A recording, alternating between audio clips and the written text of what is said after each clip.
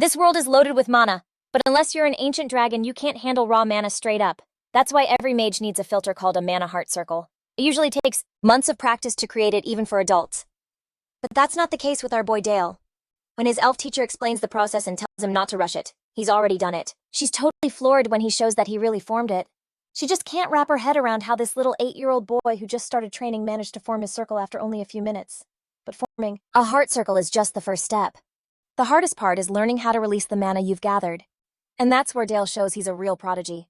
On his very first try, he casts an ice bolt so powerful that it blasts through a huge tree in an instant. It totally blows his teacher's mind. If he's doing stuff like this with basic magic, what's he gonna do when they start learning dark magic and necromancy? But before that, let's find out why Dale is such a genius. Hansung is the commander-in-chief of an Earth that was invaded by flesh-eating monsters. In the middle of the war, a magical portal opened and yanked him to another world. The mages of this world hailed him as the hero from another world, someone who would save their empire from the Demon King. Hansung wanted to go back home, but they tortured and enslaved him with a spell. He spent the next 10 years of his life slashing and killing for the empire, just so he could one day get his freedom. Finally, he defeated the Demon King. But the empire never let him go. Even after his victory, they gave him one last mission to kill the Radiant Knight Sir Bedell.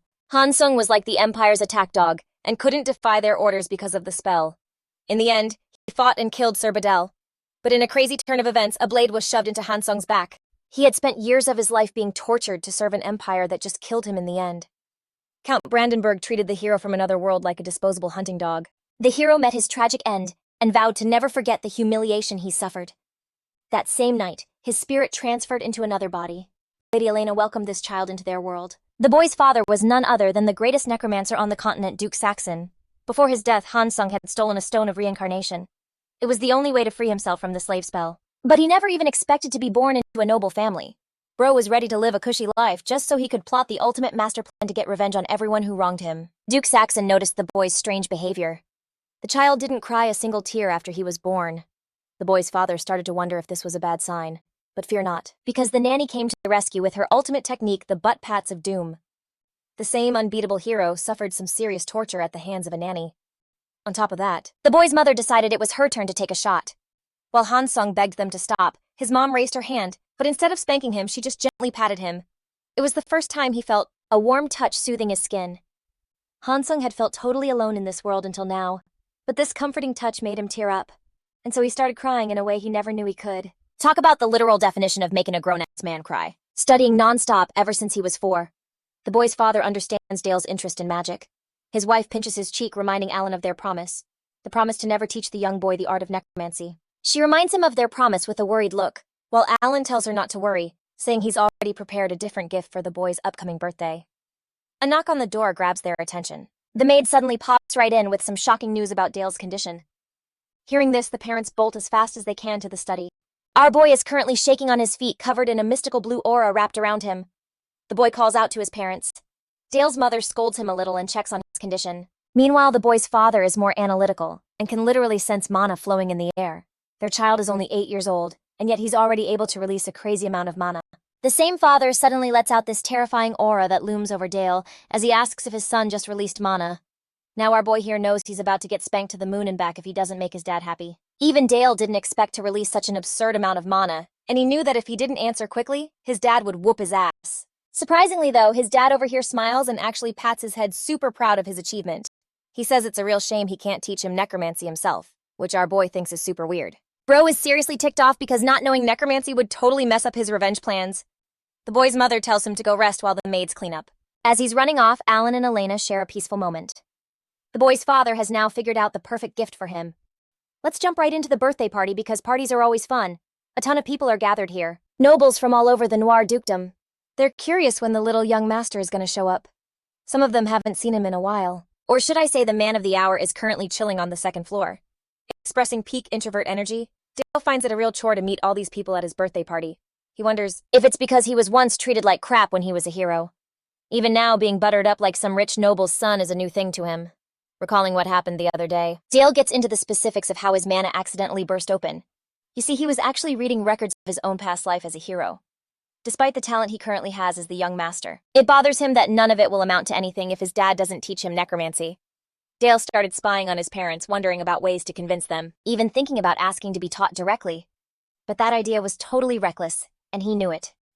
Finally, the boy's mother Elena shows up with a gorgeous dress, congratulating her son. The young master asks about the identity of the cloaked figure behind her. The person quickly pulls back their hood and is introduced as the elder of the Blue Magic Tower. This beautiful blue-skinned woman is also a master of the water attribute. Elena introduces Sophia as the boy's new teacher. Sophia also greets the young boy and is ready to help him succeed. Meanwhile, our boy is in total shock, unable to believe that he's getting a tower master as his personal teacher. This means that his focus will now be on learning magic, which isn't the best news since it's only for defense.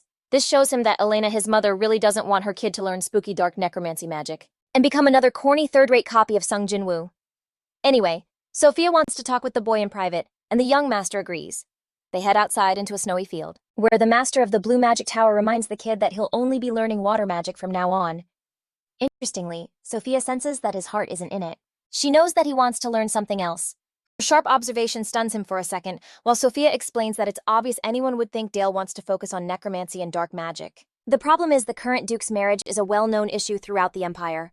You see, ever since the Duke had the hots for Elena and married her, she became afraid. She didn't want her family to get a bad rap, which meant he couldn't pass on dark magic to their children. I don't know about you guys, but damn. This woman is out here playing the controlling, overprotective tiger mom a little too much. Even at their freaking wedding, she forced a white dress code instead of black. Sophia points out that because of that promise, Dale's dream is a long shot, and that he won't be able to learn dark magic.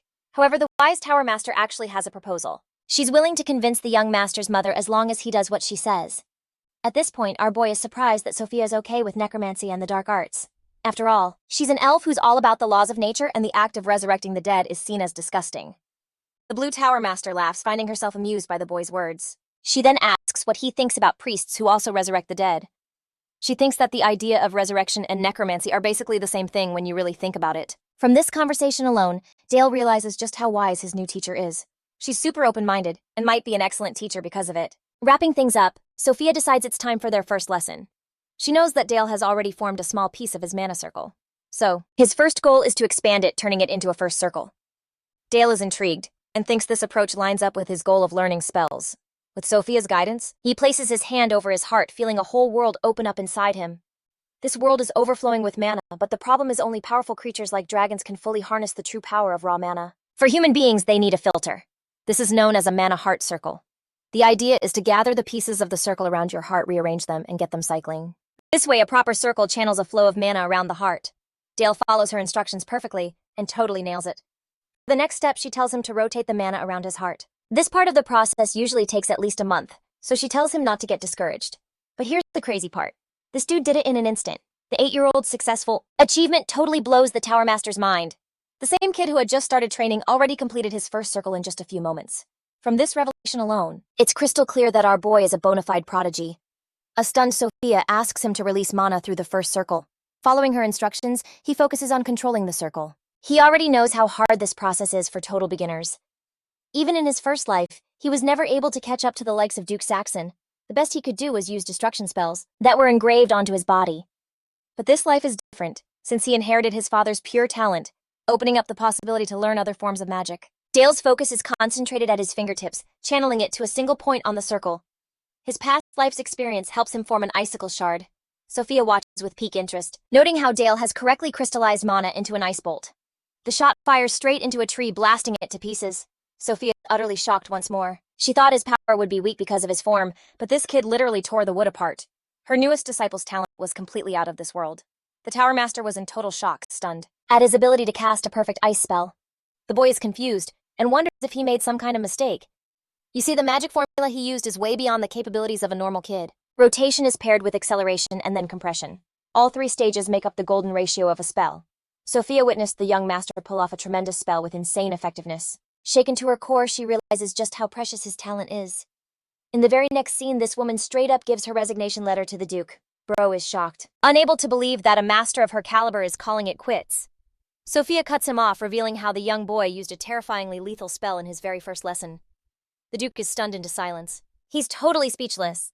Sophia goes on to state that the 8-year-old applied the golden ratio too.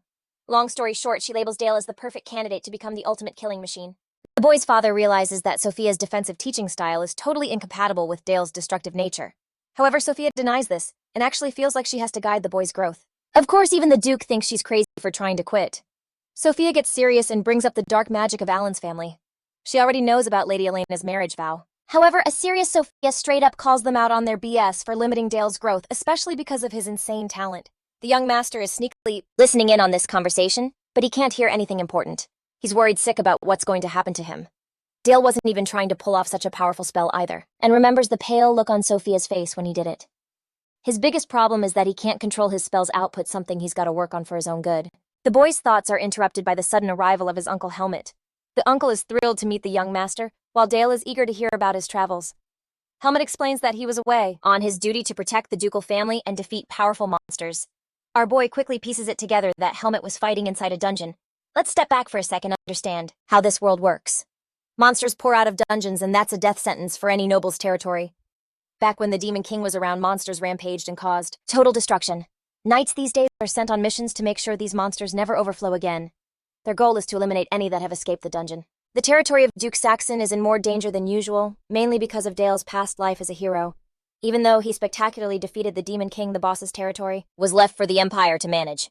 In other words, they were handling the Demon King's leftover mess. Dale and Helmet's conversation is interrupted by another visitor, none other than the Duke himself. Alan thanks Helmet for his amazing dedication to the prosperity of their land. But what really surprises Dale is the arrival of his mother. Lady Elena greets him with pure joy after learning he reached the first circle. They're even happy to give him a gift, which gets our boy thinking. Dale entertains the idea of necromancy, but he knows that'll kill the mood. Instead, Bro pulls out a wild card and deadass tells his parents to go make him a new sister. Both of them are stun-locked, while Helmet cracks up at the kid's sheer audacity. That night, the young master is chilling in his bed, pissed off that he has to pretend to be a kid just to blend in. Exhaustion slowly starts to creep up on him, as he drifts off into a nightmare. In it, the former hero Hansung is backstabbed by that same bastard knight again. His ghost even mocks Hansung for enjoying a comfy new life and, chillingly, threatens him by saying that the Empire will eventually slaughter him. They'll find and exterminate him again. That intense nightmare wakes our boy up with an overflow of mana. His heart aches like it's about to explode. This is the effect of mana rampage, a violent phenomenon. Dale hardens his resolve, cursing the Empire for hounding him until the very end. He goes outside to get some fresh air, but the mana leaking out of his body just gets worse and worse. Panicking, he finds a beacon of hope. It's Master Sophia, who feels bad for the boy for experiencing a mana rampage at his age. She immediately places her palm on his chest and starts siphoning away the effects. Sophia knows that if Dale's magic gets corrupted, no one will be able to reverse it. Thanks to her help, the rampage is neutralized. Sophia tells the young master that magic is basically a mirror of one's heart. Basically, every mage has a different magical capacity because of their personality. In Dale's case, his talent is specialized for killing others. So gruesome. Talent is dangerous for other people and for himself, too. Handing him a spellbook, she's proud to stay his teacher for a new art. It's the Book of Necromancy, as Sophia calls it. A funny twist of fate that they'll be together from now on. This is her birthday present for the young boy, who immediately hugs her tight to show his thanks.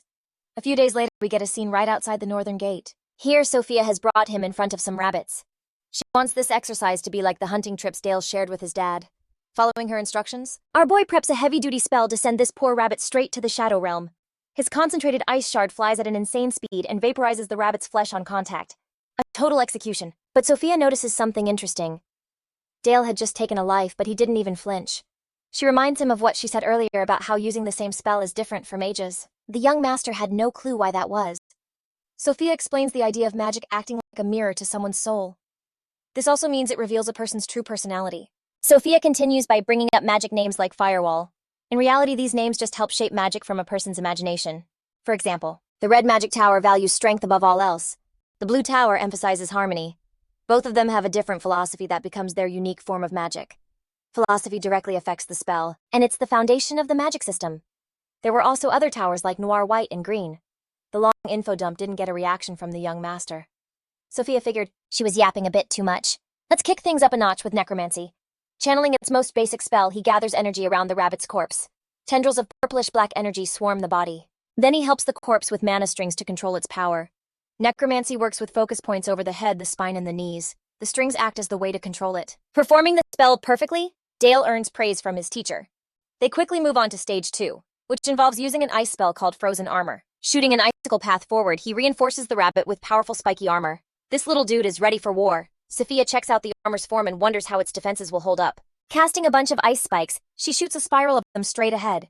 The spikes totally destroy the rabbit's armor on contact, knocking it back. However, a small layer actually survives, which makes Dale super happy. So the defense worked, but Sophia can see his eager expression and wonders if the young master has a question he's dying to ask. Excitedly, our boy speaks up. begging her to teach him how to properly use water attributes too. Even though it makes her smile, Sophia's response is a total shock. She straight up shuts him down, revealing that he only performed a simple use of water magic today. Out of all the forms of magic, water has an insane learning curve and requires a deep understanding to master. Most beginners can't even learn one form of magic at first. The only people who can use two at the same time are called dual mages.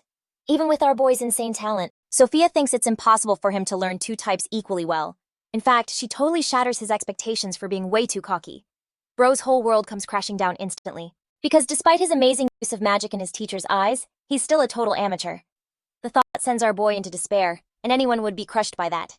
In fact, Dale is so disappointed by her response that he just ends the lesson right then and there. That same night, the boy heads over to his study. The former hero has a crazy amount of confidence in his abilities, thinking that he could do anything if he just learned enough. A force awakens within him, and that may or may not be a Star Wars pun, but young Anakin over here really wants to become a Jedi. After pulling an all-nighter and working his butt off, Dale shows up at the training grounds the next day. He was so exhausted that Sophia had to call his name multiple times. She can tell that. He pushed himself too hard and didn't get a wink of sleep. The teacher is worried about the young boy overworking himself, but Dale is ready to show her what he's got. First, he resurrects the rabbit, and then coats it with the same armor. The Blue Tower Master is impressed by his instant mastery of the combined spells.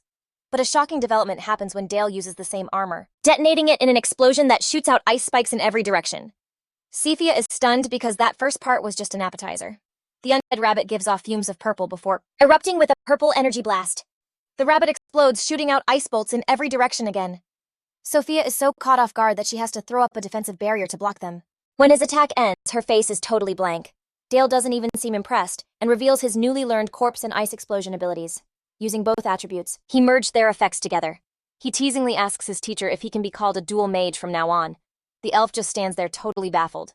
She's never seen an attack like this before. A mix of both ice and dark magic to create a complex explosion trap. The explosion wasn't even the final part. Dale's use of the spikes was the cherry on top. Sophia finds herself overwhelmed, like she's dealing with someone who has just one goal. To kill. To kill without mercy on the battlefield. It makes her wonder what kind of picture is forming inside Dale's head, having no idea that it's actually Hansung's terrifying bloodlust. The young master spots Uncle Helmet again riding a horse.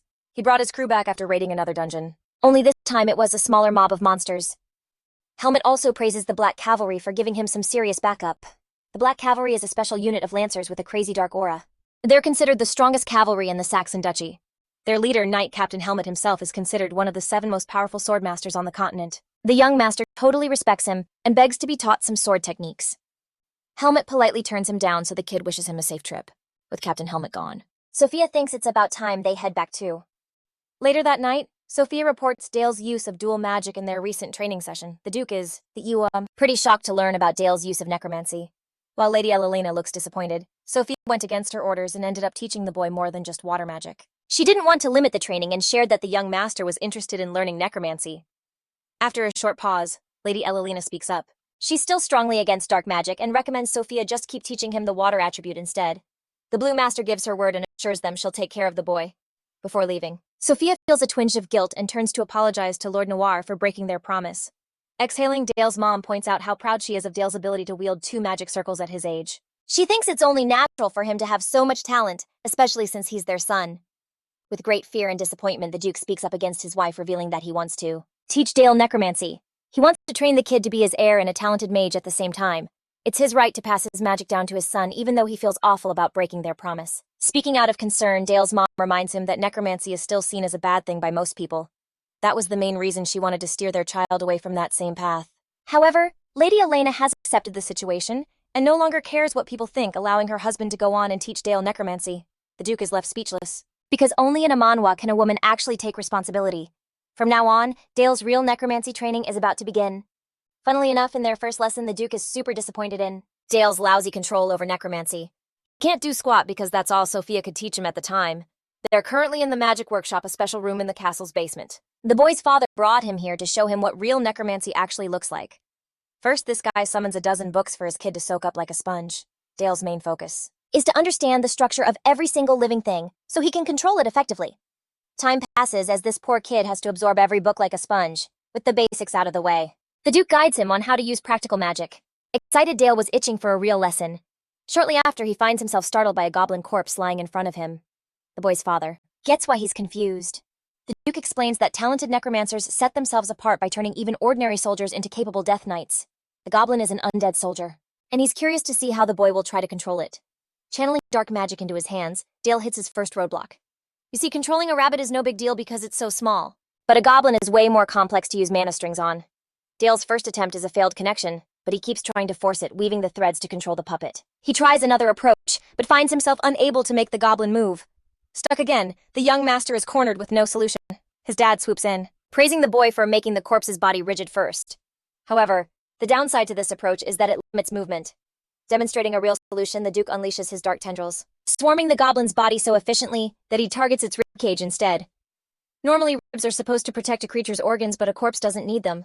So, the same ribcage is manipulated into a set of claws sprouting from the undead's arm. This is the art of necromancy, to alter the structure of the dead according to one's needs. Dale is totally blown away. He turns to his father, asking to be taught the ways of the Noir Magic Tower. The Duke smiles, proud of his boy's interest, getting on the boy's level. He reveals that the truth of black magic lies in death.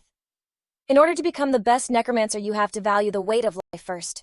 The Duke's words take him back to his days as Hansung, where he towered over an opponent begging for his life. His eyes were glaring red without a shred of mercy, his sword raised, and before the man could even finish pleading, Hansung slaughtered him. The Duke shakes the boy out of his daze. A haunted look is on Dale's face.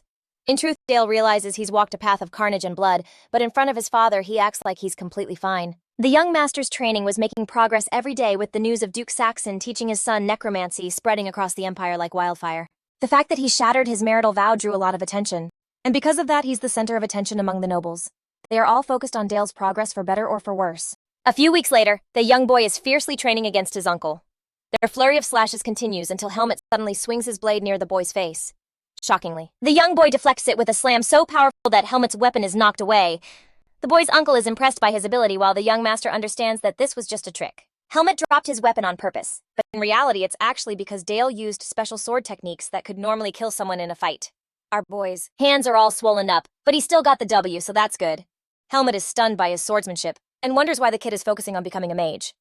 Then again, knights are always protecting mages, so Helmet also doesn't understand why Dale is training with such ferocity. It's worrisome because he fears the kid might get hurt at this rate. With his hand patched up, Dale responds with strong resolve. The reality is, he doesn't want to rely on guards to protect him all the time.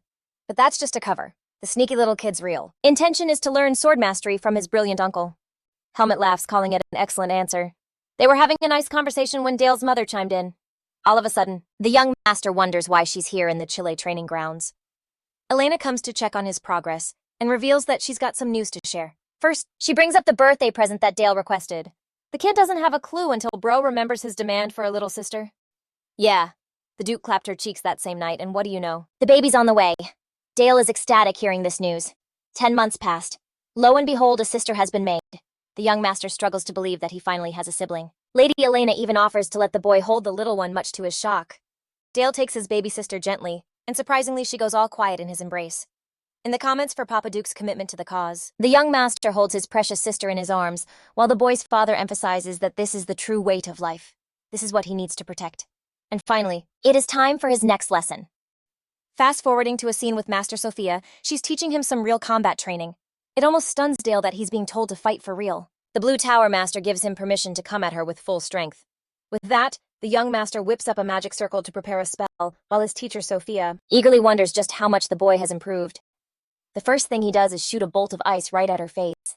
Sophia casually swats it away and destroys it, calling it a slow first attack. She does the same for his second attack, and calls him out on his BS for going easy on her. Dale is speechless, realizing he's been caught. Responding kindly, Sophia offers to make the first move, even telling the boy to quickly put up a barrier. Terrified, the young master barely blocks the attack. If he hadn't done that, it would have left him all bruised up. Sophia is satisfied with the young master's quick reflexes in conjuring up an ice armor. That last-minute defense worked, but now she wants him to come at her full force. With his hand placed on the ground, the young master manipulates the molecules in the ground, erecting a massive wall of ice. This towering behemoth of a wall stuns Sophia, who doesn't get why he'd use a move like that. At a glance, she notices just how dense the ice is, which means it's really durable. Again, Sophia can't figure out why he would deliberately cast an ice wall of all things. The only conclusion she can come to is that maybe the young master is deliberately stalling to recover. Oh, but you guys aren't ready for this next move. This man turns the entire wall of ice and fragments it into a honeycomb structure. The goal? Utter destruction. Chanting detonate. Dale manipulates the wall and obliterates it point blank in Sophia's face. The wall fades while the young master believes that he's just landed a critical hit. He'd already increased the ice wall's density and then forced it to explode outward. It's a move that isn't easy for anyone to dodge or escape from unscathed. The dust settles and our boy's face drops when he sees the shocking sight of his master's body torn apart. The real Sophia reveals herself from behind a frozen statue, appearing unharmed. Dale lets out a sigh of relief. For a moment there, he really thought he'd killed his teacher. Turns out that Sophia cast an illusion. First, she praises the boy for his impressive use of magic. Despite her quick-time defense, Sophia still ended up with a scratch on her face. It's crazy to think that a mere boy wielding first circle magic managed to harm a tower master. Dale apologizes for hurting her, but she's genuinely happy. It thrills her that he landed a scratch, because this shows that Dale was going all out and trusted his teacher to defend herself. Wiping off her scratch, she calls him an excellent student. It baffles her that he was able to conjure up such an insane spell formula just like that. Dale gives her all the credit. What's really underscore hilarious is that Sophia is totally fine here. But in the next scene, girl is suffering from some serious depression. Even the Duke is like, yo, what the underscore. Why do you have that scratch? Sophia replies that she got careless and let an attack get through. Duke Saxon respects her for handling the pain, but Sophia actually loves sharpening Dale's skills. The Duke has another request which Sophia is happy to hear. He reveals that a group of orcs have invaded the mountain range. And honestly, it's a pretty standard monster group for a cavalry unit to handle. Here's the crazy part. This man is sending his kid who's barely 10 years old into battle for this fight. Sophia has a problem with this idea. She points out how the boy isn't ready for a real mission, but Dale's father assures her that the kid won't fight on the front lines. Their main job is to defend their territory as part of House Saxon. Giving off some evil dark energy, the Duke is going to make sure his son understands his responsibilities. A clueless Sophia asks what to do. Turns out Dale's getting a super trusted artifact for this mission, and he's going to need Sophia's help to control it. Well, now let's talk about artifacts. They're items with magical power stored inside them, and they can be activated by channeling mana or offering up your own body as payment. Typically, the most powerful artifacts are also the most dangerous and can even be fatal. House Saxon has a ton of these bad boys stored in their artifact vault. Dale is being taken there since he's the Duke's heir and will be fighting in the upcoming battle. This is news to the kid who is thrilled to finally get some real combat experience. Duke Saxon explains his goal to wipe out the orc horde with a subjugation team. Before he can go on to this mission, the kid needs to learn how to properly use the power of darkness. In front of him are 3 powerful artifacts on display. The Saxon family has a treasury full of the Demon King's artifacts. They got them after conquering the Demon King's domain. They're way stronger than normal artifacts, and you can tell by their overwhelming mana flow. The Duke points out that they're all super powerful, which makes them just as dangerous. It's important for Dale to get total control before using any of them. Speaking of Dale, the kid straight up says peace out and ditches his dad. The Duke helplessly looks around for his son. Meanwhile, the kid is roaming around looking for an artifact that fits him. One interesting artifact calls out to him, sensing the young master's need to get revenge on his enemies. This murderous underscore, along with many others, calls out to him, seducing him with their tempting power. Dale realizes these artifacts can sense the power from Hansung flowing through his veins. However, he can't rely on their call alone and wants something even more powerful. One such artifact catches his eye. It's a cloak. This thing is called the Shadow Cloak, and it has a long history behind it. Back during Hansung's time, one of the dukes of the Demon King's army actually used this top-tier artifact. With its unique ability to create shadows, it was a huge pain to fight against. Intrigued, the young master quickly puts it on. Except Sophia and his father notice and yell his name. Suddenly, the cloak sucks him into a different dimension. The moment he put it on, he could feel its emotions. The artifact had a bottomless pit of hunger. Its previous master could summon a tornado of shadow whenever he wanted, bending darkness to his will. But to access its full potential, Dale has to defeat the creature. Living inside the artifact and bend it to his will, the dark creature creates black monsters trying to take over the kid. Dale is in some serious trouble. And the worst part is no one from the outside can help him. It's kind of like a domain expansion space right now. Sophia gets more concerned while the Duke worriedly admits that his son might be devoured by the entity. At this rate, things are looking bad, so the Duke is ready to jump in and pull him out by force. Both of them are shocked when a blinding flash of light erupts from the barrier. Dale emerges from it safe and sound, wearing his all-new epic drip. The Blue Tower Master checks on him. Luckily, nothing happened, and that's the part that worries his father. Duke Saxon can't even imagine how a little boy his age was able to handle the burden of a powerful artifact. Curious, the young master asks his father a question. Filled with joy, he begs to try on the rest of the artifacts as well, which is basically him saying he wants to tame them all. This psychotic request baffles both of them. Still, the Duke accepts his request, and that's how our boy ended up exploring each and every artifact in their family's treasury without a break. More days passed as the young master kept training. Helmet found himself flabbergasted at the sight of the boy wearing the majestic shadow cloak. The kid confirms this. Though Helmet is stunned that a small child is somehow controlling the cloak without any problems, Dale tells him that he only feels a tingling sensation bothering him sometimes, but other than that, he's got things under control. The young master knows that the cloak hasn't had a master for a while, which is why it's super drawn to him. Most people are terrified of the shadowy creature, but our boy is out here using talk no jutsu to make friends with it. Helmet thinks the kid is a psycho for calling a monster, a lonely creature of the dark. Hilariously, Dale steps on his so-called new friend, totally crushing the creature's ego. The kid has something he's been wanting to ask. Dale just straight up asks for a real sparring match to test his skills. Thrilled and itching for a fight, the swordmaster gets his huge sword ready, prepared to meet the kid's challenge. Meanwhile, our boy is starting to realize he's totally screwed because facing one of the greatest swordmasters of their time is no joke. The man says, "Don't be afraid," but anyone would be pissing their pants in this situation. The good thing is that Helmet only plans on using basic swordsmanship, so that's a free handicap for the young master. Dale totally gets how knights fight with everything they've got. His main goal in the fight isn't to go all out, but to test the full extent of his cloak's powers. Using the power of darkness, Dale commands shadow creatures to appear, which is the main perk of this artifact. As a test, he uses an ability called Shadow Blade Rush to send black tendrils at his opponent. The fierce knight completely demolishes all of these tendrils with a single slash of his blade. It's such a crazy counter it stuns the young master. Helmet praises the boy and then bolts forward to go on the attack. Less than a second later, he's already right in the kid's face. The young master carefully covers the ground in shadows, trying to trap the knight. The same shadowy ground erupts with spikes to catch him off guard. The knight wasn't expecting to be caught in a sudden trap, but just like last time, this dude literally shatters the ability with just his raw strength alone. Dale is cornered and tries to use an interesting ability to block Helmet's attack. The knight is impressed because he just used enough strength to shatter any normal weapon into pieces. This fight is showing him the special abilities of a top-grade artifact. Intrigued, Helmet is in the mood for at least 10 more attacks just like that one. The fight between the young master and his hero continued, while the rest of the Black Cavalry watched in awe and confusion. In all of their duels with Helmet, none of them had ever been able to take even 10 hits from their captain. It felt like they were being shown up by a literal 10-year-old. More days passed. It was finally the night of the mission. Before heading out, Lady Elena worriedly came up to her son. She tried to forbid him from going on the mission, but our boy assured his mom that he'd be fine with Helmet protecting him. The worried mother didn't want her baby boy to get hurt.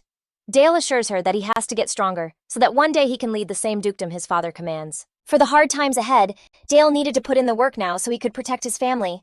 He asks his dear mother to have faith in him and to let him take on this responsibility. The boy's sincere plea is enough to melt her heart, and she gives him her full permission.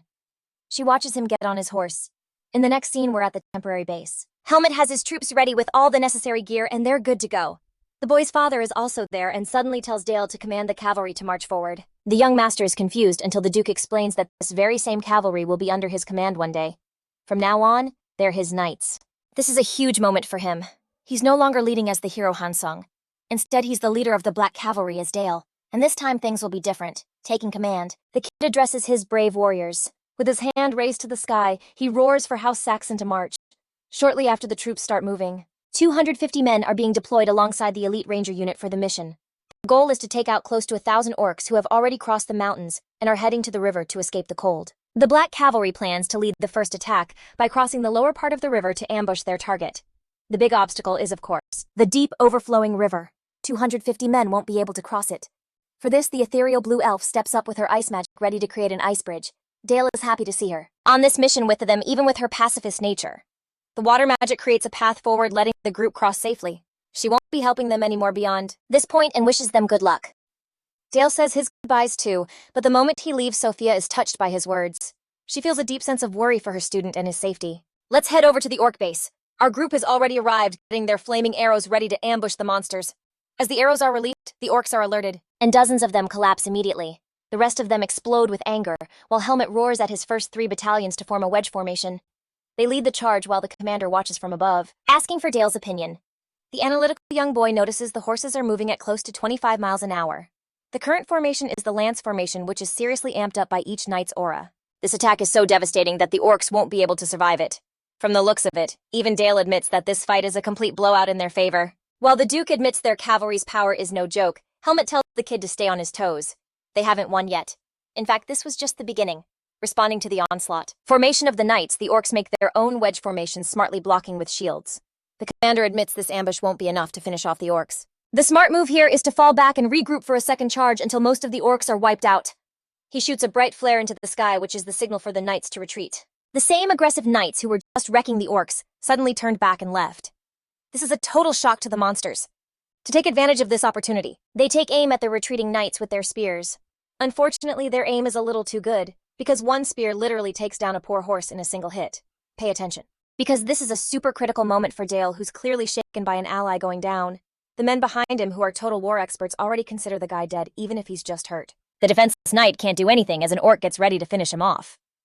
Totally ticked off, the young master glares at the adults, questioning why they're refusing to do anything about it. The two men stay silent, knowing they have nothing to say.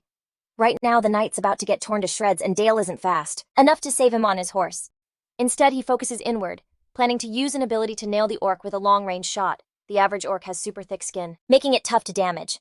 For this to work, Dale plans to tweak the ice bolt formula, getting the idea from a bullet. He also calculates the exact trajectory needed to aim his new weapon. With the basics figured out, the genius kid forms the ice bolt into a bullet inspired by the Barrett M98B. Pointing his finger at the monster, he fires a shot, so crazy fast that it pierces the orc's side, seriously wounding it with a clean hit. The Duke is fascinated, while Helmet is impressed by Dale's perfect aim. Using this chance to make his move, Dale charges right onto the battlefield.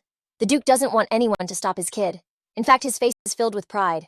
He can't believe his son managed to create a totally unique formula, with an insane amount of destructive power. It shows that Dale's inner world is almost complete. As our boy charges onto the battlefield, he notices a weird pattern from the orcs. They're regrouping for another tactical move. Dale wants to save the knight, but he's got two problems.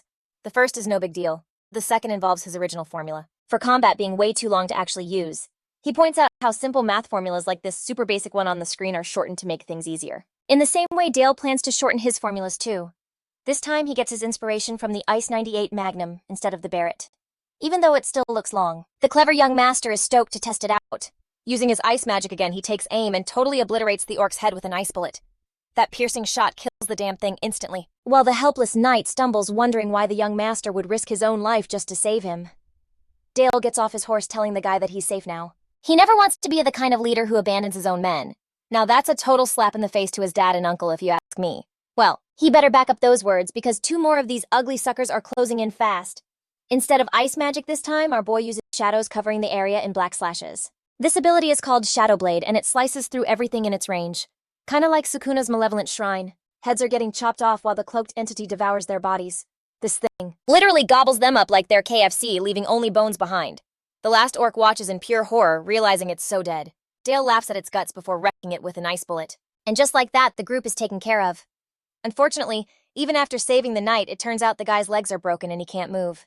Something tells me this dude is gonna get fired the second they get back. Our boy carries him like a princess and returns safely with flying colors. Commander Helmet is more than happy to lead the full-on charge now that the kid is back. House Saxon's forces are more pumped up than ever after seeing their young master's epic show of courage.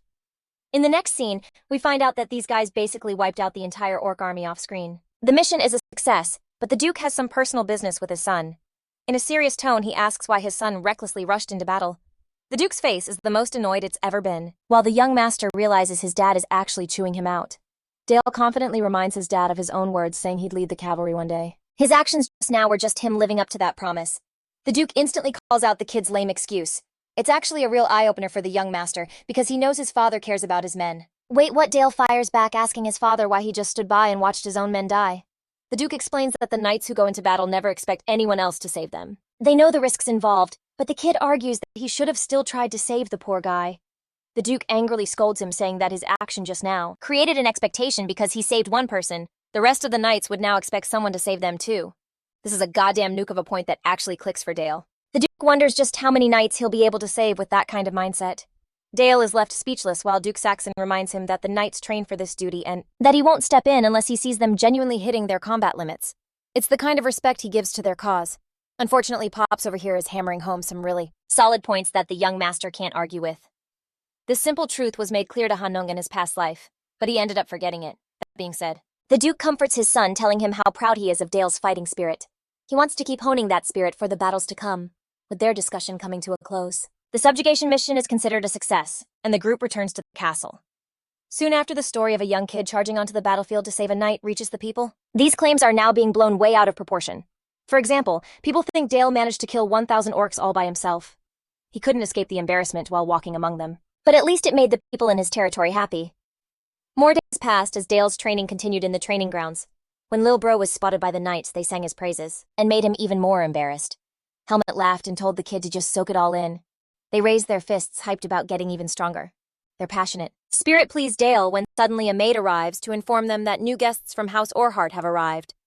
Our boy thanks her and is looking forward to meeting a special guest. Let's talk about the Martial House Orhart. It's a respectable family founded by the Patriarch Bardell the Divine Sword. Right after the start of the Unification War, the Patriarch Bardell and his house were wiped out. Dale notices Helmet's sad expression. His uncle was actually taught by the divine sword and guided onto the path of knighthood. As they make their way to the throne room, the young master understands why his uncle might be uncomfortable. The Duke praises his son for training so hard while the butler announces the guest's arrival. A blonde lady and her daughter walk in with poise. No attendants in sight. Vanessa Orhart greets the Duke respectfully, but her bratty little daughter is pissed off for some reason. She probably needs a medieval Snickers bar to fix her attitude. Charlotte causes the worst scene imaginable, disrespecting the Duke by questioning why her mother would bow to these people. It's the ultimate sign of disrespect, but Duke Saxon pays it no mind. Instead, he wants his son to show Charlotte around the castle for a bit, a duty the young master is happy to take on. Our sweet, innocent boy offers his hand, but this little blonde Karen is so angry that she swats his hand away. In fact, she shoves it so hard that Dale's palm swells up red. Duke Saxon is pissed. Lady Elalina is horrified, while the realization hits Charlotte like a ton of bricks. Instead of backing down, this kid calls them a bunch of shameless nobles digging her own grave even deeper. Vanessa scolds her daughter, demanding that she apologize immediately. But Charlotte just storms out of the room. Vanessa is left completely humiliated as she tries to make up for her daughter's blatant disrespect. Lady Elena asks what made her act this way. Turns out that Count Brandenburg, the same dude who screwed over Hansung, was recently assigned to their territory. The guy is revered as the Holy Knight of the Empire, so it's impossible not to have heard of him. But a lot of people also notoriously call him the Pig King because the scumbag is looking to have a kid with a skilled swordswoman just to create the perfect heir. Currently, the bastard has his sights set on Charlotte even though she's just a kid. Bro is straight up a PDF file. And Vanessa even points out how this unholy knight already tried to get his hands on her once. The little girl is actually traumatized, and even though she wants to protect her daughter, Vanessa can't really do much. Their family was wiped out, so she's a fallen noble. In fact, she came here today to formally ask Duke Saxon to make her a maid in the household, just so that filthy Brandenburg can't get his hands on her. Outside in the training grounds, he finds Charlotte looking all worked up. Dale treats her without a hint of rudeness, which actually makes her calm down a bit. She even asks about his hand, while the young master reminds himself that he's just dealing with a kid. In the end, she whips out her sword and points her blade at him, ordering Dale to have a match with her. This sudden challenge catches our boy off guard, making him realize this kid really doesn't give a crap and just does whatever she wants. The young master doesn't really have a reason to fight, but this girl has heard a ton of rumors about the kid who saved a knight on the battlefield and slaughtered 1,000 orcs. She wants a taste of victory against a powerful opponent like him, so she can be known as the strongest in the Empire. This way she can prove to the world that her family doesn't need help from the disgusting Count Brandenburg. The second our boy heard his name, his face twisted with pure rage. How could he forget that jerk? That's the guy who backstabbed him and took his life. It's obvious to him that this girl totally hates the same enemy, which means they could totally team up. But before they form an alliance, our boy decides to give this girl a little reality check. He grabs a short blade from a barrel and makes fun of Charlotte for just being a kid. Thanks to his trash talk, he's got her so worked up that she wants to go all out against him. A fired-up Charlotte charges in at an insane speed, but our boy easily blocks her sword. She tries to stab him over and over again, using every last bits of her strength. Meanwhile, Dale barely looks like he's struggling, just analyzing Charlotte's fighting style. She's good at deflecting and has a quick wrist for fast reflexes. She's so impressive that a trail of aura is coming off her. Charlotte's using a rapier that's way too big for her to handle, but thanks to her aura, she can swing it around like it's nothing. A mage makes mana by cycling it through their heart, but knights are different. They use their aura to amp up their physical abilities. Right now, Charlotte is doing just that and trying to overpower him. Her raw talent as a knight is super obvious. She even pulls off a sharp thrust that stuns Dale even though he dodged it. The fight keeps going while the bratty kid is sure she's gonna win. Let's get a little backstory on her. Just moments after she was born, her father had already died. Vanessa, her mom, always told her bedtime stories about his heroic deeds. She wanted to raise her to be the proud daughter of the almighty divine sword. Charlotte started training like crazy from a young age. And even after her family fell apart, she refused to give up. But despite all her resolve and insane determination, she keeps getting shut down by the boy in front of her. Dale's perfect defense is basically an insult to her, and she gets so mad she overextends and makes a mistake. Seizing the opportunity, the young master knocks her weapon away, sending it flying into the air as the fight comes to a close. The mighty daughter of the divine sword suffers her first ever loss. Wondering how she could have possibly lost, she cries over her failure while the boy in front of her teaches her an important lesson. Charlotte's mistake is that she's just clinging to her father's identity. Dale brutally gives her that reality check he was planning by pointing out just how weak she really is right now. In fact, Count Brandenburg is way stronger than Dale is right now. Defeated and lost, Charlotte begs him to tell her what to do next. It's then that Dale declares he will be the protector of House Orhart from now on, promising the young lady that House Saxon will protect her until the day she's strong enough to take down Brandenburg. Confused, Charlotte asks why he would do so much for her. The young master says she's worth it as long as she swears loyalty to his house. Wiping away her tears, she accepts his offer and kneels before the young master, promising to serve him as his knight.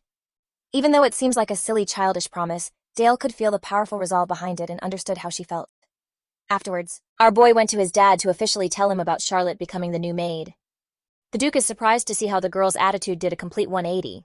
Dale just tells his father about a promise the two of them made a vow to protect House Orhart. This news annoys the Duke, and he asks if Dale used their family name out of pity. The young master completely denies it and reveals an even bigger plan. He wants to claim the talent of the Divine Sword's legacy for their family. That oath is going to create a new Divine Sword that will one day become a powerful asset for their family. Impressed by this answer, the Duke praises his son. Dale is happy he made a new ally and thinks it'll even bruise Count Brandenburg's ego. Speaking of that disgusting guy, he's in Malberg screaming his head off after hearing the news about the girl's new situation. The psycho knight is furious that his useless men couldn't even catch one little girl. Even after sending assassins, it turns out his guys were killed before they even got near House Saxon. This means Charlotte must have been the one who killed them. Enraged, Count Brandenburg reaches for his sword. Holding his weapon, he relives the happy memory of betraying Hansung on the battlefield like a total psycho. This dude is seriously obsessed with his sword, calling it his fiancée, and you'd think he's about to propose to it or something. He's got this crazy obsession with his weapon being passed down to a worthy heir. Count Brandenburg orders his servant to contact the Thieves' Guild, planning to send even more guys to House Saxon's territory. He's even ready to pay them a ton of cash just to get his hands on Charlotte. 1 week passed since Charlotte swore her oath of service. She had to train non-stop to even qualify as a proper maid. She also sparred with our boy to train in combat. Helmet watched their duels as they faced off again. Dale fought with a short sword and went on the attack this time, forcing her to quickly deflect. The swordmaster noticed she was getting overwhelmed, but he never would have imagined a duel this intense could happen between two kids. Even though they weren't on the level of real knights, their pure killing intent matched their super-fast reflexes perfectly. The young master suddenly grabs his cloak before revealing his weapon. It's an interesting move, one that surprises Charlotte. She actually tries to stab him, but Helmet jumps in and stops the fight. Even though the knight praises the little girl, she shuts down his empty compliments and asks for some real feedback right away. Helmet starts off by asking if the young lady knows about the core principle of her weapon. So far, she was only using it to stab, but in reality, the real power of her weapon came from her impressive footwork. The thing about Dale is that he was dodging her attacks while closing in on her at the same time. The moment she felt like she was getting overwhelmed, Charlotte should have put some distance between them. The problem with a rapier's defense is that it loses precision fast. Looks like, unfortunately, Helmet tells Charlotte she's going to have to completely rework her fighting style. Even her stance and fighting style are full of openings. The girl pouts. She's never really had a real teacher before, so no one was there to correct her mistakes. Helmet even makes fun of her, calling her style a weird way of stabbing. Charlotte is totally humiliated while he laughs, telling the young lady that he's just messing with her. Meanwhile, our boy wonders just how much she'll improve after being coached by one of the greatest swordmasters around. He thinks it's possible for Charlotte to totally blow him out of the water at some point. In the next scene, we dive deep into magic training. Dale gets that the process of building more mana circles is the same, except there's one problem. It takes a ton of time, even decades, to improve. The shocking part is Sophia learns that the genius young master has already completed his second circle. This world measures mana circles by RPM, or rotations per minute. A regular mage has around 300 RPM, but for our boy, his first circle alone hits 2,000 RPM, and his second is currently at 400. A new circle always needs a minimum of 300 RPM, which means Dale has already met the requirements to tap into the third circle. Excited to try out a new experiment after getting his second circle, the young master whips out his ice bullet technique. First, he powers it up by increasing its hardness. Next, he takes aim at the nearest tree, boosting the bullet's rotation to crank up its speed. And what do you know, the first armor-piercing bullet is shot with so much destructive power that it completely obliterates a tree. The young master is stunned by his own improvement, finding it way easier to control the bullet. His teacher, Sophia, is proud of his talent, while Dale gives her full credit for her guidance.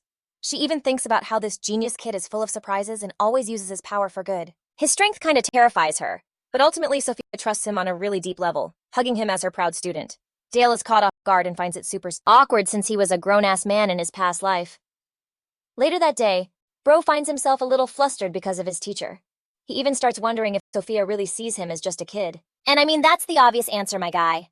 Shaking off those weird thoughts, the young master focuses on his training. Bro uses Sung Jinwoo's iconic Arise to summon a wall of ice. Next, he tests how strong its defense is by firing a shotgun-style barrage of ice bullets. Each bullet bounces right off the wall and heads straight back to Dale. The young master uses his barrier to block and wonders if he should try a slug shot next time. Suddenly, Charlotte pops out of the woods. She's been meaning to find him and just started practicing. The fancy footwork Helmet has been teaching her. The young master can see she's really into learning swordsmanship, but Charlotte is actually here for another reason. With a blushing face, she starts apologizing for being so rude. She's thought about it and realized how awful she acted.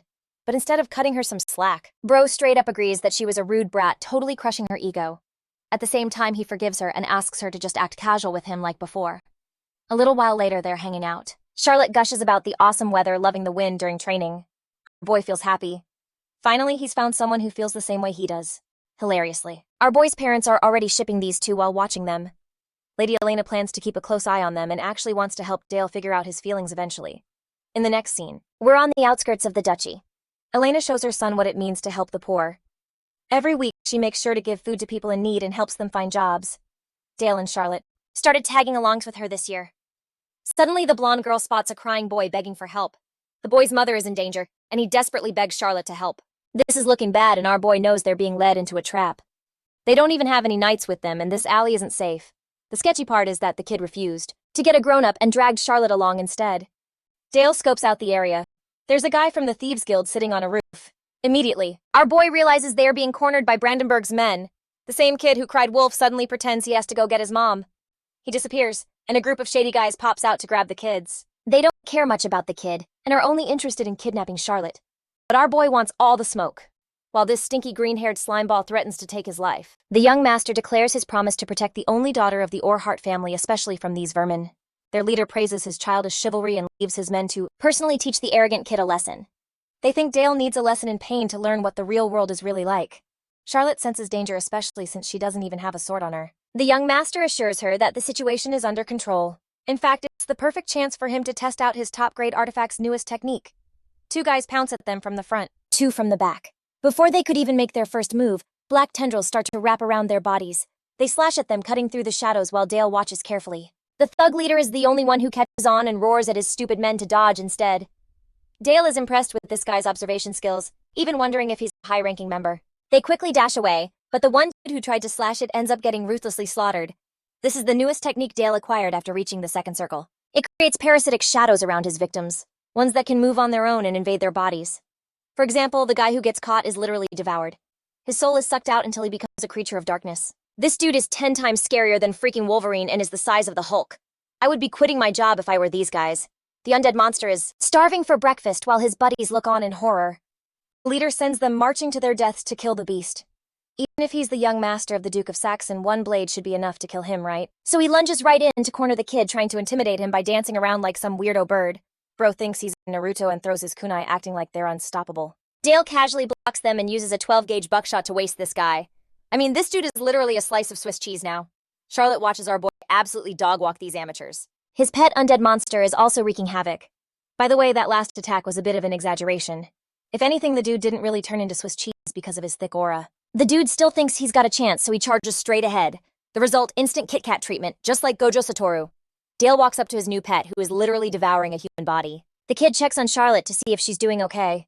It looks like one of the thugs survived the onslaught while the rest of his buddies were sliced to bits. Even while our boy is checking on Charlotte, he casually uses an ice bullet to rip this dude's leg right off. Bro is definitely not going to need a wheelchair for the rest of his life. The terrified thug even offers to spill everything about his group's plans, but Dale is one cold-blooded killer. He puts a bullet in the guy's head and shows he couldn't care less. Bro is handling business, period. The young master explains how these people are enemies of his house, the ones responsible for spreading terror. However, he promises that he'll protect her and asks if she's afraid. Though she admits to being scared, she's also happy that our boy fought so hard to protect her. Ever since they made that promise, she was totally convinced. She wanted to protect his house the same way he vowed to protect hers. Charlotte wanted to become even stronger for the young master's sake. Her words left him speechless. You see, the real reason our boy took her in is directly tied to the dark future that happened 24 years ago. Hansung was there with her father when he was killed, but now he wants to fix the past by keeping her close. Charlotte took his hand as they formed a bond even stronger than Dale had initially hoped for. As for Count Berger over here, Bro is totally seething at the news of their failure. He's personally received a letter from the Duke of Saxon, who wants to have a little chat with him. The Duke's words make it pretty clear that he knows about this scumbag's schemes. Brandenburg knows that even with his position as the Divine Sword, he just can't refuse an offer like that. A few days later, they arrive at the castle. Brandenburg is there, looking more worried than ever. Duke Saxon taunts him and sarcastically welcomes them to his castle. The Holy Sword fakes his sincerity and tells the Duke it's his pleasure to be there. But this clown is already seething at the sight of Charlotte and Dale. The Holy Knight starts off by bringing up the recent kidnapping attempt. He laughs it off, acting like it's a huge joke that things got this far, and even pretends he was framed in the whole thing. The most powerful necromancer of their era answers with a pulsing veil of shadows. The pressure is overwhelming the Holy Knight and his men. It's only thanks to his mighty sword that the guy is able to block the attack. But his men literally evaporate into dust, suffering the most brutal death. Count Brandenburg is stunned by the sheer level of the Duke's power. His face twists in terror, realizing he messed around and is now finding out. Duke Saxon just used an advanced dark magic spell to vaporize expert knights. The holy sword drops formalities and begs for mercy, but the Duke orders him to get on his knees. Brandenburg tries to reason with the Duke, pointing out just how aggressive his actions are. But Dale's dad is totally pissed and orders him to get down. He's even ready to cast another spell if the Count defies him. The sheer sight of the Duke's intimidating power is enough to force the holy swordsman to his knees. He never expected things to get this ugly for him. Like the good little boy he is, he kneels before the Duke, who tells him this is his only chance to make peace. On top of that, he warns the Holy Knight that if he ever dares to touch the kids of House Saxon again, he will personally wipe out every single member of his family. After a total psychological beatdown and humiliation, the Duke threateningly tells Brandenburg to lay low for a while. The Holy Knight turns down the offer, saying he has urgent business to deal with and has to leave the territory. The Duke says goodbye as the pathetic knight makes a disgraceful exit. Dale has the biggest grin on his face. Bro is loving his dad humbling this jerk's ego for once. However, this very moment is destined to create a butterfly effect that will soon change everything throughout the Empire. Things always start small, but then the fire spreads and everyone will get burned. In the future, an older Dale will ultimately have to defeat the Holy Swordsman. The news of the Holy Swordsman's humiliation in front of the Duke of Noir will shake the entire world. Dale's father suddenly reveals a bunch of bodies. They're all corpses from the fight against Dale. Sephia is hit with pure horror after discovering how mercilessly a mere child slaughtered these men. They were riddled with holes. Their organs were destroyed, and a wave of doubt washed over her. She was scared that her teachings might have accidentally created a monster. The Duke of Noir understands that his son needs proper guidance and wisdom. For this role, he openly appoints her as his chief advisor. In other words, she's being given an official position in House Saxon instead of just acting as the boy's teacher. Dale's growth depends on how much Sophia can shape him. Even the Duke knows he can't raise his son perfectly on his own. It'll only be with her help that the boy will reach his full potential. Sophia understands the part she has to play, and this time plans to learn the way Dale sees the world. That will tell her what to do next. More time passed, and eventually the young master turned 10 years old. Last year's celebration was different because this time, important nobles from the Emperor's court came to attend too. The most distinguished guest of all was an established figure, Marcus Urus, who showed a keen interest in our boy.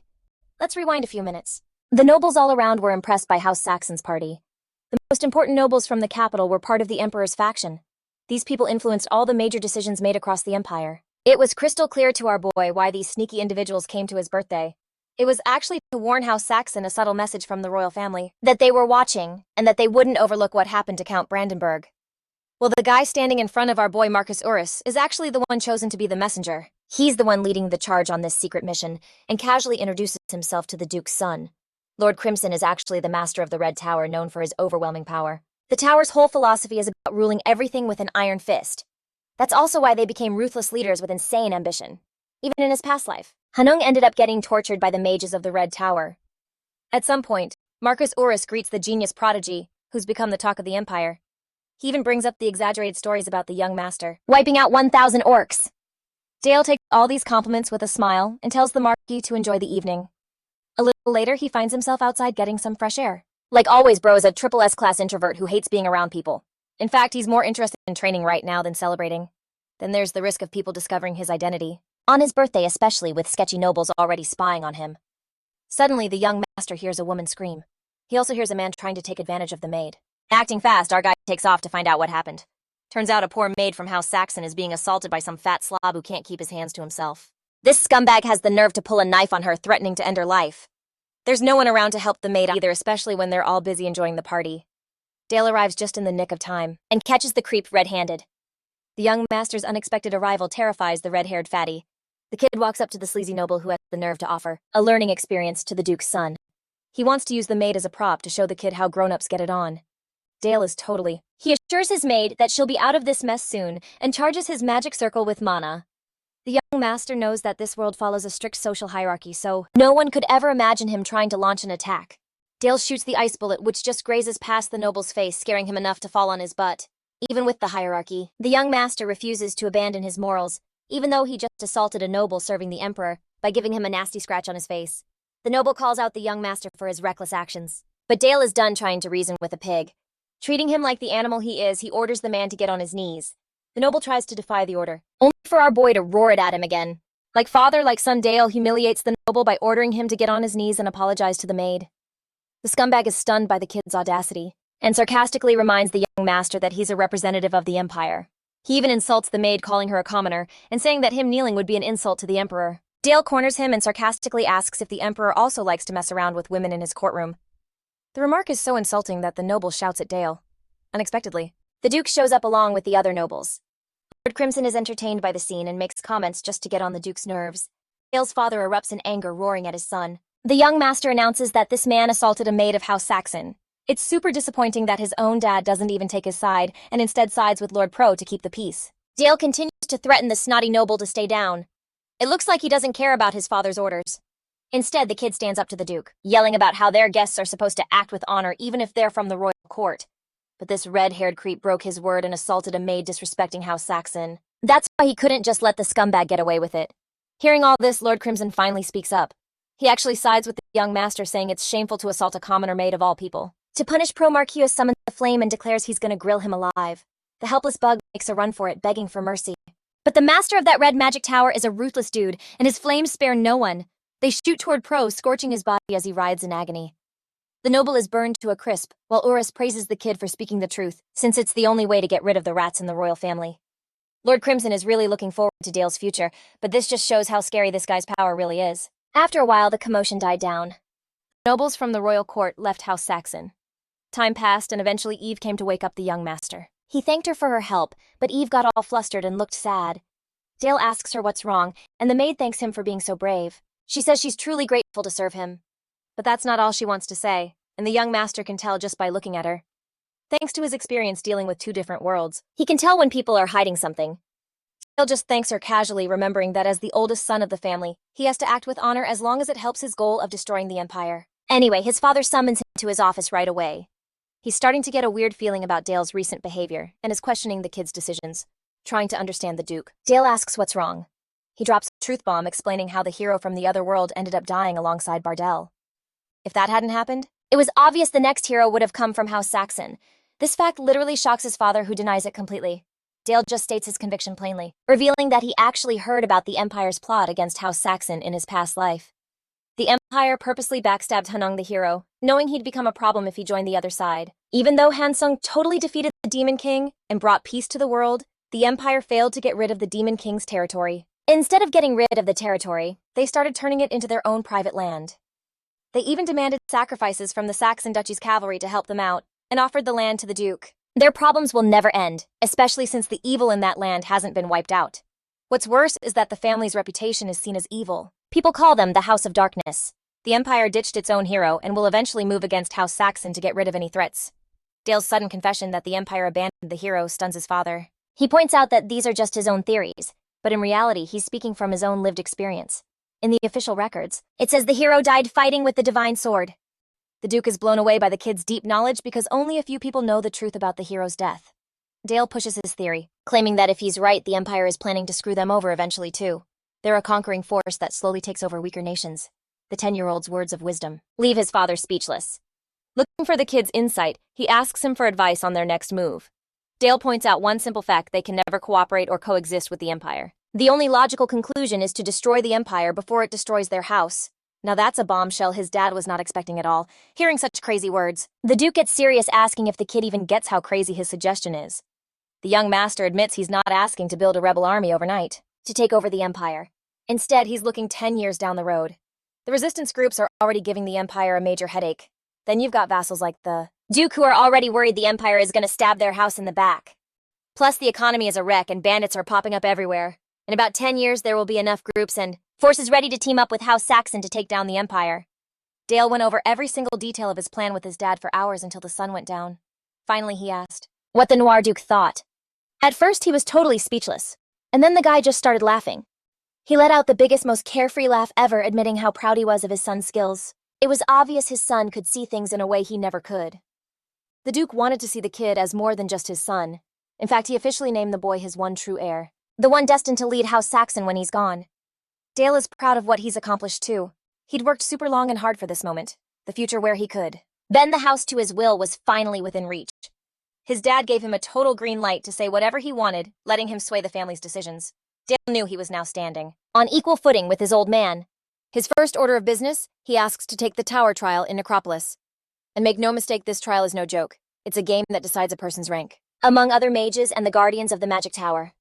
Beating higher-level guardians boosts your rank even more, until you can eventually earn the title of an Elder of the Tower.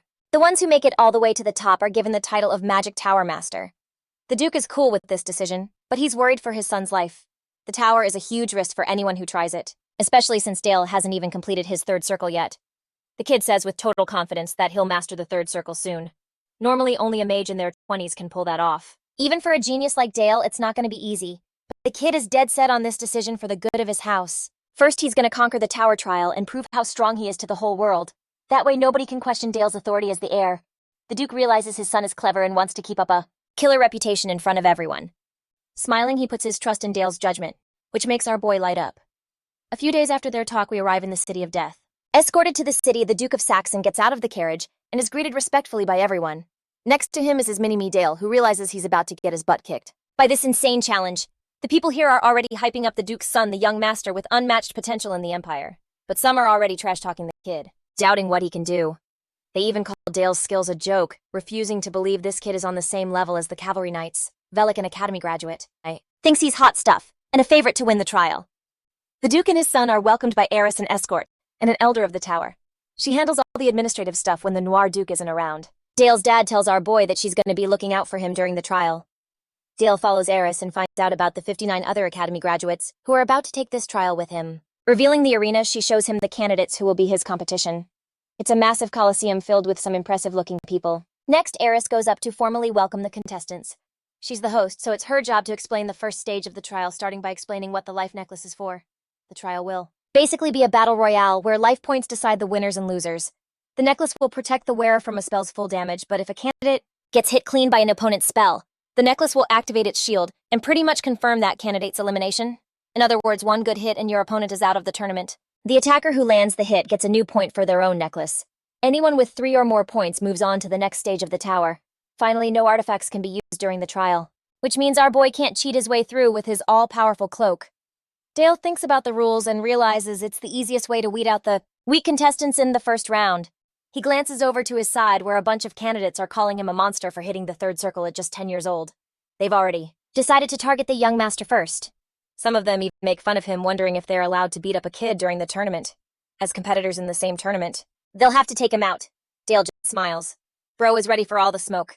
The second the trial starts, the guys closest to Dale immediately go after our boy. One candidate unleashes a dark spell and raises a corpse right in front of him. It's the same deal with the other candidates who are all using corpses to attack. A whole squad of them is now jumping the young master. Dale just waits. The first strike as one of the zombies slashes at him with its sword. The attack is shockingly deflected, all thanks to our boy's own conjured undead. In fact, this thing has the iconic Wolverine claws, too. This undead creature is bigger and way more fierce than the rest. Its aura emits the water attribute, freezing the monsters around it. It's at this moment these losers realize that they were actually dealing with a dual elemental mage. Dale's monster slashes at the frozen undead soldier. One of his opponents tries to target him from his blind spot, only for Dale's undead to step right in and block the damage for him. Thanks to the ice armor on its back, it didn't actually take any damage. Retaliating, Dale's soldier smashes another monster with a clean hit. The same loser who was talking trash about him earlier suddenly starts calling our boy a cheater for using the water element. The so-called top graduate claims that only necromancy magic is allowed in this competition. A confident Dale points out that there's nothing in the rulebook that stops him from strengthening his monsters with other types of magic. So far, no one has disqualified him, which means Eris allowed him to use the water attribute. Cornered by logic, the loser and his friends send all 3 of their soldiers to attack Dale at once. With so many of them attacking at once, their strategy is to overwhelm the young master with sheer numbers. Unfortunately, Dale can't use a single artifact in this situation, so he considers his options before the zombies tear him to shreds. Using his one and final method, the young master launches himself into battle, dashing past all 3 zombies. Next, he aims for another one with the sword and quickly dodges its first attack. With the blade pinned, Dale powers up his punch with dark magic and hammers a powerful fist against the creature's arm. This helps him free the sword and eventually dice the creature into pieces. The losers are at a loss for words. They were watching a mere brat cut up towering giants like it was nothing. Dale even reinforced the bone sword to increase its durability. With this newly powered up and upgraded weapon, he sets his sights on his next target. The undead soldier smashes the ground, but misses the young master, who leaps right on top of it for an aerial attack, giving it everything he's got. Dale totally shish kebabs the heck out of this guy. You guys should see the look on this loser's face. He's totally humiliated after his soldiers were wiped out. With the soldiers killed, Dale easily dashes up to the candidates and lands clean hits on all of them. Finally, it's the blonde punk that's left. He's cornered by a kid who is not only a dual mage, but also a skilled swordsman. Our boy takes great joy in raising his sword moments away from stabbing him. This guy even starts begging the young master to spare him. But our boy doesn't really give a damn, especially when he can kill him without really killing him in the trial. The sword smacks his head and leaves it all swollen. With the arena cleared, Dale wipes out every single combatant and scores 60 life points all on his own. Eyeing the audience, he wants them to watch his every move as he dominates the trial. The second floor is all about defeating the guardian creatures called the flesh golems. These things are nasty and tower over contestants, and they're super tough. Normally at this level, the survivors team up to beat the boss on the second floor. Except there's one problem. Our boy eliminated them all. Now he's got a one-on-one fight with Gorlock the Destroyer. Unlike the rules of the first stage, our boy can openly use all forms of magic at this level. He still can't use an artifact, but that won't be necessary anyway. The golem is seconds away from smashing our boy, while the young master intends to test the limits of the third circle he recently acquired. One fist obliterates the arena, and the ugly golem smirks, thinking it's won. But then a horrifying realization dawns on it, as its hands are burned with purplish flames. The golem is confused while the 10-year-old young master unleashes his newest ability, Accelerated Decay. The Duke and Heiress are both surprised by Dale's decision. For instance, he could have easily destroyed the golem's arm instead of just letting it rot. Thinking to himself, Dale reveals that when he fought monsters as the hero Hansung, his main strategy to defeat them was something called biochemical warfare. Over time, the creature is reduced to a puddle of mushy remains. The golem is done for even with just a single touch. The same biochemical warfare is now an important part of his black magic arsenal. Anyway, Dale ends up blitzing through the exam, defeating all 10 tiers and setting a new record. Then he was actually given 4 days to rest until the 11th trial. Aside from him, the rest of the losers who entered the competition now had to go through a retrial. The 59 candidates could participate to earn their place back.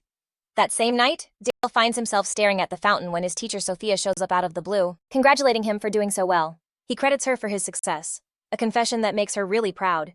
But get a load of the absolute nerve on this kid. He freaking asks his own damn teacher on a date. The elf is intimidated by our boy's riz. In reality, he just wanted to go to the city festival with her.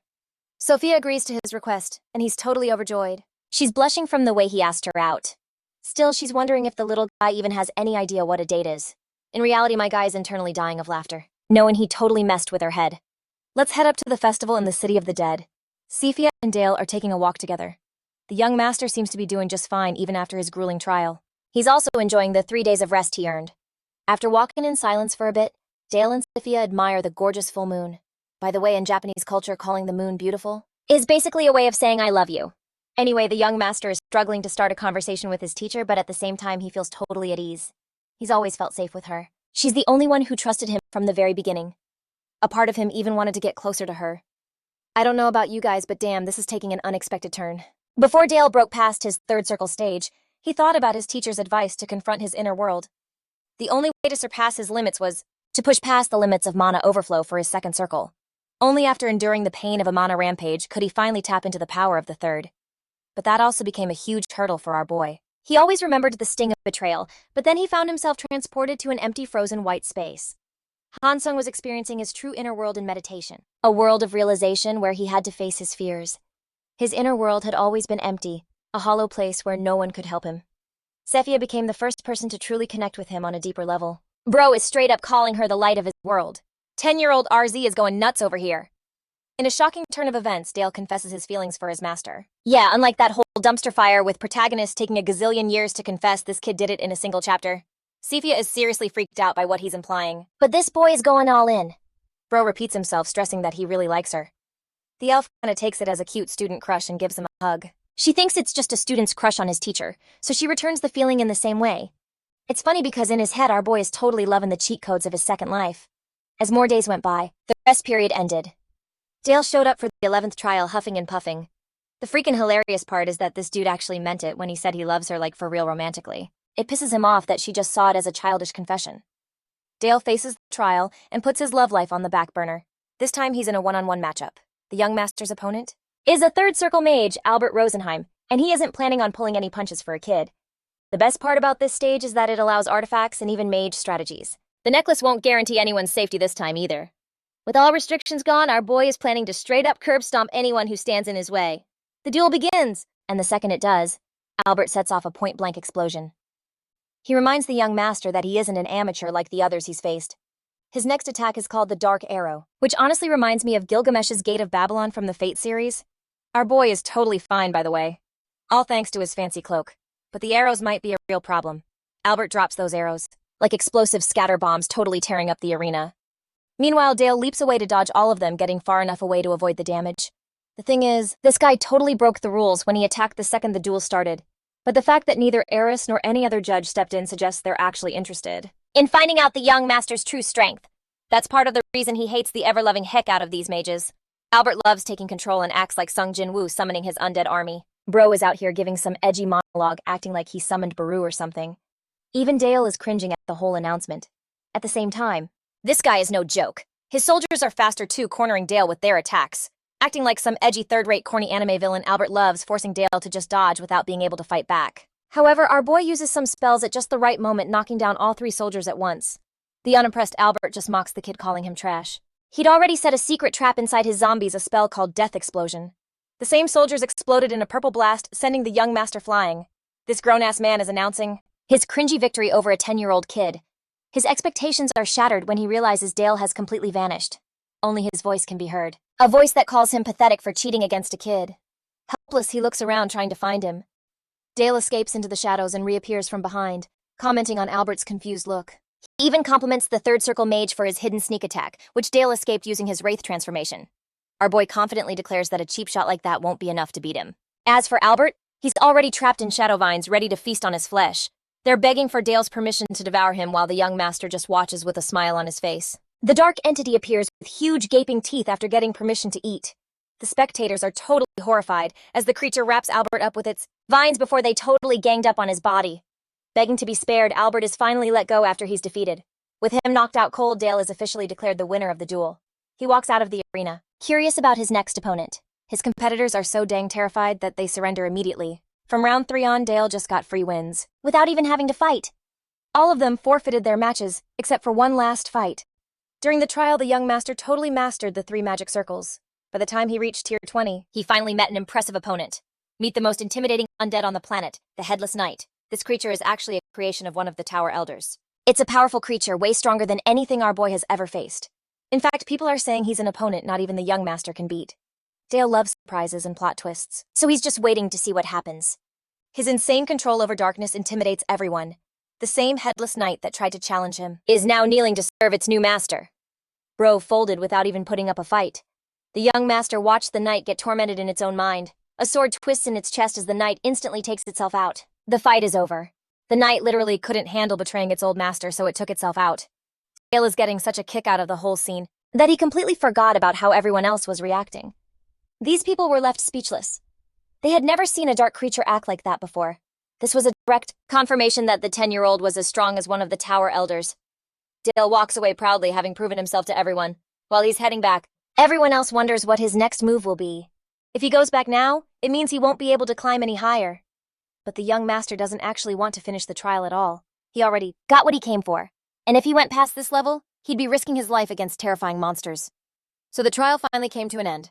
When he came out, Duke Saxon and his son walked with the crowd, showing him major respect. The mages treated the boy like an equal, and thanks to his insane results, Dale's presence started to unite the northern territories. In other parts of the dukedom, a knight is totally wrecking monsters. The cavalry is fighting their hearts out. The young master, right after finishing the tower trial, was put in command of an orc extermination squad. It was considered a tough job and way too hard for a 10-year-old. No one ever doubted this kid, not even for a second. They saw him as the rightful heir, the one who brought the North's power back together. Bro is out here acting like Jon Snow or some junk. After the mission, Dale returns to his father, telling him they took out nearly 150 orcs. As for their own casualties, there were none except for some minor injuries. Totally stunned, the Duke asks if the boy used magic to help them out, but Dale says he didn't use any. Instead, he gives all the credit to the cavalry, saying they beat the monsters with their swords. The Duke is super proud and praises his son, while Commander Helmet is seriously impressed by the 10-year-old's ability to command his own troops. In reality, Helmet is the one who actually taught the boy military strategy and swordsmanship, so the young master was really learning from the best of the best. Helmet realized it wouldn't be long until they were fighting in real territorial wars.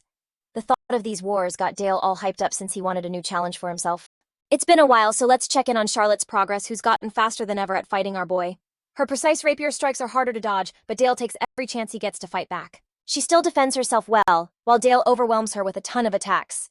Even during his direct charge, her sudden stab takes him by surprise. Charlotte's fighting skills were improving fast, but she still thought she was no match for him.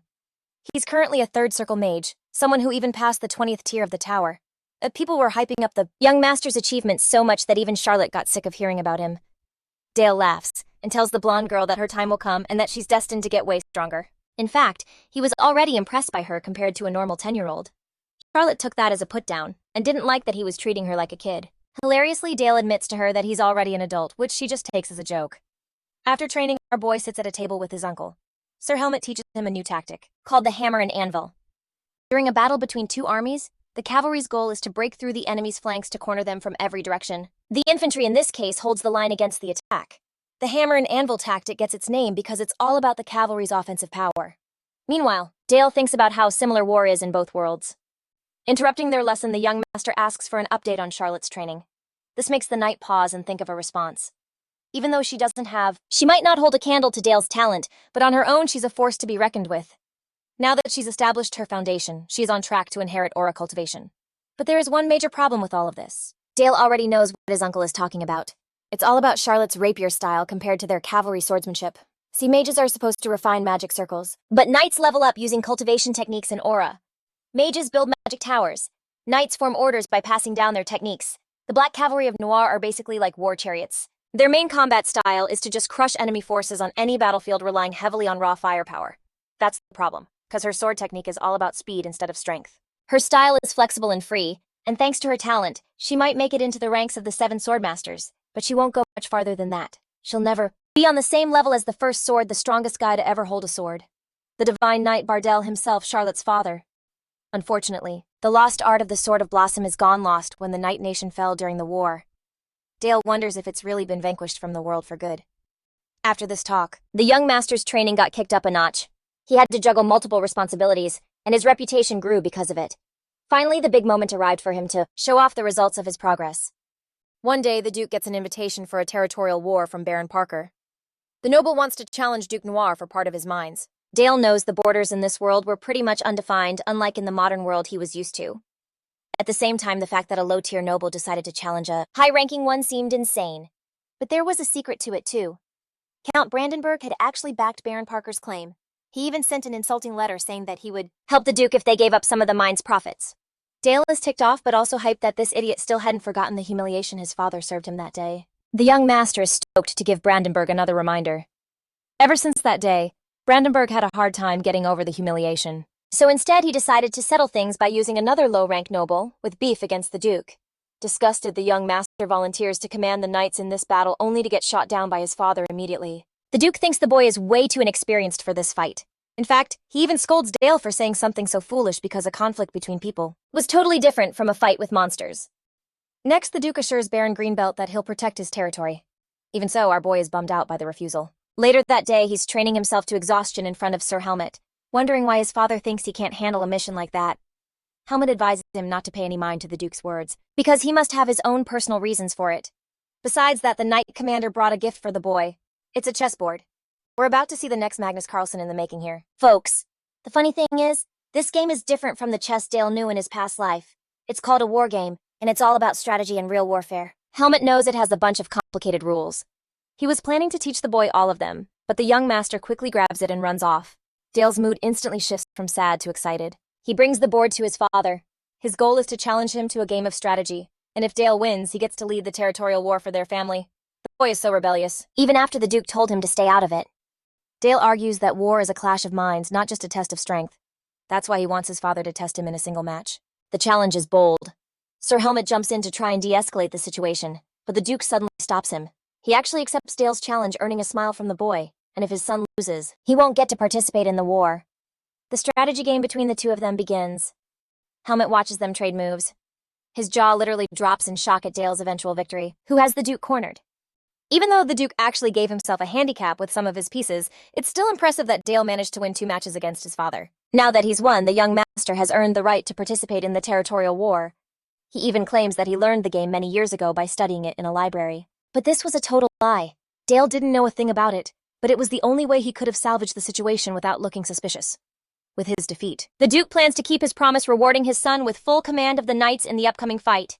Even Sir Helmet thinks this is too much. Despite the outcome, Dale's father reminds him that he won't accept failure. That's why he asks his son one last time if he's truly ready to face the upcoming war. The young master loudly assures him that he'll prove his words. His father expects great things from him. Time passes and we cut to Count Brandenburg's quarters. He's roaring at the top of his lungs after hearing that the young master will lead their house's knights. This is when we meet his son, who is a drunk dumbass. Bro is the definition of smooth-brained. As the eldest son of Brandenburg, he promises his dad he'll beat that Saxon brat. Slamming his fist on the table, the Count chews out his worthless excuse for a son, telling him this kid is way more than just some 10-year-old brat. In fact, he's a monster who's on a whole other level than an idiot like him. Brandenburg is totally fuming inside, kicking himself for not grabbing Charlotte sooner. But he still puts his son in charge of the knights for the upcoming battle. Hilariously, he also reminds Philip that he won't actually be fighting himself. The real leader will be Sir Milvus pulling the strings behind the scenes. The only pathetic job for Philip is to just stand there and look pretty. With that settled, he tells Sir Milvus to take his whiny son away. Brandenburg really wanted to fight in this battle himself, but he couldn't let the world see him totally wrecking a kid on the battlefield. He knows damn well that Duke Saxon cooked up this plan for a reason. A few more days passed and we arrived at Baron Greenbelt's territory. This dude looks like he's seen a ghost. It's because his savior showed up, and it's the young master instead of the backup his father promised them. Some of the Baron's knights are dissing him, wondering if the kid can even swing a sword. Baron Greenbelt just laughs off his fears and greets the young master properly. But deep down, he's totally freaking out, terrified that his only hope is just some kid leading a squad of knights.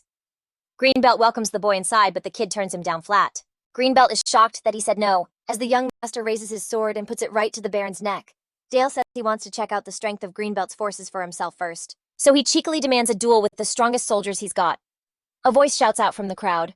A red-haired warrior arrogantly boasts about his undefeated duel record. But inside, he's actually dying to teach the kid a lesson. Dale gives him a death glare, pulls his sword back from the Baron's neck, and says that the soldiers of Greenbelt are seriously underestimating his strength. The young master gets that they're acting this way because a huge fight has been put in the hands of a little kid. Plunging his sword into the ground, Dale straight up calls the soldiers weak. Just like they're suspicious of him, he's suspicious of them. The only way to settle this is with a fight, and our boy is itching to face off against this so-called strongest knight when it's obvious the dude is totally wasted. His words sting the guy's pride, so he quickly whips out his sword to accept the kid's challenge. Havoc of Greenbelt says he'll fight for his Baron's honor, which is exactly what Dale wanted to hear. Seconds into them squaring off for their duel, Dale wonders if his opponent has heard any rumors about how strong he is in battle. Havoc surprisingly admits he already knows all about the young master's skills.